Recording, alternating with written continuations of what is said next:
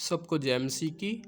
आज हम अपनी बाइबल स्टडी की बाइबल वॉइस की क्लासें खुदावंद यीशु के नाम में स्टार्ट करते हैं। ठीक है, तो हम पहले बात करते हैं कि जो हमारा पुराना अहदनामा है इसमें हमारे पास कितनी किताबें हैं। इसमें हमारे पास टोटल 39 यानी 39 किताबें हैं। ठीक है, जिसमें पहली 5 जो किताबें हैं पैदाइश, खरूज, अहबार, मत्ती और इस्तिश्ना।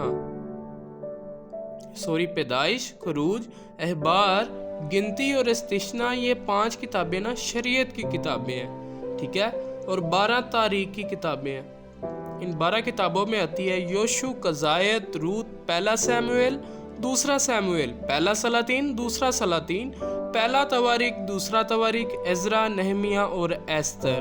ठीक है, और उसके बाद ये हमारे पास आती हैं तारीख की किताबें, ये 12 तारीख की किताबें हैं। उसके बाद हमारे पास 5 हिकमत की किताबें आती हैं। इनमें से अयूब, ज़बूर, इमसाल, वज़ और गज़लो अल ग़िज़ात। ठीक है, ये 5 हमारे पास हिकमत की किताबें हैं। और जो आगे हमारे पास अंबिया की किताबें आती हैं वो 17 किताबें हैं। और इन 17 किताबों को 2 हिस्सों में तकसीम किया जा सकता है।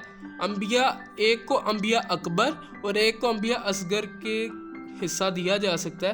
ठीक है, जो अंबिया अकबर का ग्रुप है उसके अंदर हमारे पास हाजियती हैं यसाया, यर्मिया, नूहा, हिजकिएल और दानिएल।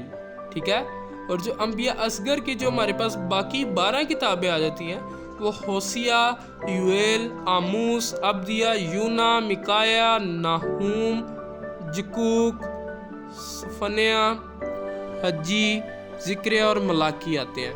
ठीक है, यानी अंबिया अकबर में हमारे पास 5 किताबें आ जाती हैं और अंबिया असगर में हमारे पास 12 किताबें आ जाती हैं। ठीक है, यानी टोटल हमारे पास पुराने अहदनामे में 39 किताबें हैं। ठीक है, और हम इस 39 किताबों की सबसे पहली किताब जो हमारे पास पैदाइश की किताब है, ठीक है, हम उसे शुरू करते हैं। और हम पैदाइश की किताब जो है उसका हम पहले थोड़ा सा तारुफ पढ़ते हैं कि पैदाइश की किताब जो है इसका तारुफ क्या है, हम इसमें पढ़ेंगे क्या और इसका मकसद क्या है इस किताब का। ठीक है, पहले हम जानते हैं कि पैदाइश का मतलब क्या है। ये जो वर्ड पैदाइश है, लफ्ज़ पैदाइश है, इसका मतलब है खलकत, आलिम वजूद में आना, या हम इसे तकवीन भी कह सकते हैं, किसी चीज़ का पैदा होना या शुरू होना या आगाज़ होना कह सकते हैं। ठीक है, ये किताब कायनात की तख्लीक के बारे में कि कायनात जब बनती है, ठीक है, इंसानों के बनने से पहले जब दुनिया बनती है और इंसानों के बनने के बाद जो दुनिया में गुनाह का आगाज़ कैसे होता है, दुखों का आगाज़ कैसे होता है, इसके बारे में हम यहाँ पर पढ़ेंगे। ये किताब इन चीज़ों का बयान करती है और बताती है कि खुदावन अपने लोगों से कैसे डीलिंग करता है, खुदावन लोगों से कैसे मिलते हैं, खुदावन अपने लोगों से कैसे मुआमला करते हैं। ठीक है, पैदाइश की किताब को 2 बड़े हिस्सों में तकसीम किया जा सकता है। ठीक है, इस किताब के पहले हिस्से को बाब 1 से 11 बाब तक तकसीम किया जा सकता है, जिसमें दुनिया की तख्लीक, नस्ल इंसानी की इब्तदा और कदीम तारीख।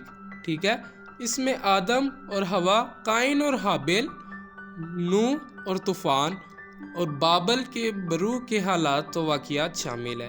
ठीक है, और दूसरे हिस्से को हम बाब 12 से 50 तक इसे बना सकते हैं, दूसरे हिस्से को, जिसमें हम बाकी पढ़ते हैं। क्योंकि पहले हिस्से में हम पढ़ेंगे कि आदम और हवा जब पैदा होते हैं, उसके बाद काइन अपने भाई को कैसे कत्ल करता है और क्यों, किस वजह से करता है।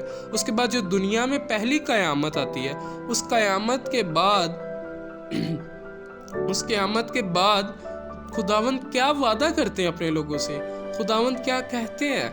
और फिर दुनिया में अगली नस्ल जो दोबारा नस्ल शुरू होती है पूरे इंसानों के ख़त्म हो जाने के बाद, सिवाय खुदावंद के चुने हुए नूह के अलावा, जब दोबारा नस्ल शुरू होती है क़यामत के बाद, तो फिर कैसे शुरू होती है और इंसान आगे क्या क्या करते हैं और आगे कैसे कैसे सारा मामला हुआ है, हम वो इसमें पढ़ेंगे। ठीक है, जो दूसरा हिस्सा है उसमें हम इस तरह पढ़ेंगे कि ये इसको इस हिस्से में बाब 12 से 50 तक इस तरह तकसीम किया जा सकता है कि इस हिस्से में हम पढ़ेंगे इसराइलियों के पहले आबाओ अजदाद की तारीख है कि वो पहले कैसे थे इसराइली।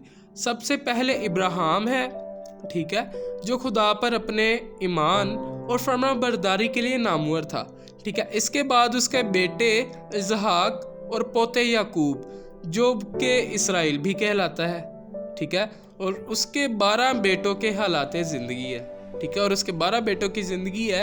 ये 12 इसराइल के 12 कबीले के बानी हैं, यानी जो इसराइल के 12 कबीले हैं ये याकूब के 12 बेटे हैं। ठीक है, उनमें से एक बेटे यूसुफ पर खास तवज्जो दी गई है। ठीक है, और उन वाक़ियात का खुसूसी और तफसीली बयान है जो याकूब और उसके बाकी बेटों को अपने ख़ानदानों समेत मिस्र में लाने और रिहाइश पज़ीर होने का बाइस हुए हैं। ठीक है, अगरचे ये किताब लोगों के हालात वाक़ियात बताती है, ये किताब तो लोगों के हालात वाक़ियात बताती है, लेकिन सबसे पहले ही ये रवादार है कि उस सब कुछ के जो खुदावन ने किया है। ठीक है, ये इस सबाती बयान से शुरू होती है कि खुदा ने कायनात को तख्लीक किया है, खुदावन ने कायनात को पैदा किया। ठीक है, और इस वादे पर यह किताब ख़त्म होती है कि खुदा अपने लोगों से ताल्लुक़ कायम रखेगा और उनकी फ़िक्र करता रहेगा। ठीक है, किताब के शुरू से आखिर तक बड़ा और कदीम किरदार खुदावन है। ठीक है, जो बदी करते हैं खुदावन उनकी अदालत करते हैं और उन्हें सज़ा देते हैं। ठीक है, अपने लोगों की रहनुमाई और मदद करते और उनकी तारीख को तश्कील देते हैं। ठीक है, ये कदीम किताब लोगों के ईमान की कहानी को कलमबंद करने और उस ईमान को ज़िंदा रखने में मदद देने के लिए लिखी गई है। ठीक है, इसमें जो हमारे पास मज़ामीन का खाका बनता है वो ये है कि कायनात और बनीनो इंसान की तख्लीक। ठीक है, गुनाह और दुखों का आगाज़, आदम से नूह तक, नूह और तूफ़ान, बाबल का बुर्ज, सैम से इब्राहिम तक, बुजुर्गान कौम इब्राहिम, इसहाक और याकूब, यीशु की नस्ल, यूसुफ और उसके भाई, बनी इसराइल मिस्र में। ठीक है, अब आज हमने पहली वीडियो में हमने इस पैदाइश की किताब का तारुफ पढ़ा है। ठीक है, अगर आपको समझ नहीं आती तो आप बार बार सुने वीडियो को ताकि आपको समझ आए कि पैदाइश की जो किताब है वो हमें क्या बताती है, इसका तारुफ क्या है, पैदाइश का मतलब क्या है। पैदाइश की किताब में जो वाक़ियात हैं, जो कुछ है वो हम तारुफ में जान लेते हैं कि क्या क्या पैदाइश की किताब में हुआ है और ये किताब हमें क्या बताती है और क्या सिखाती है।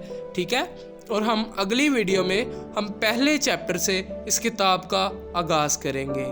खुदावंद आप सबको बरकत दे। God bless you. जय मसीह की। आमीन।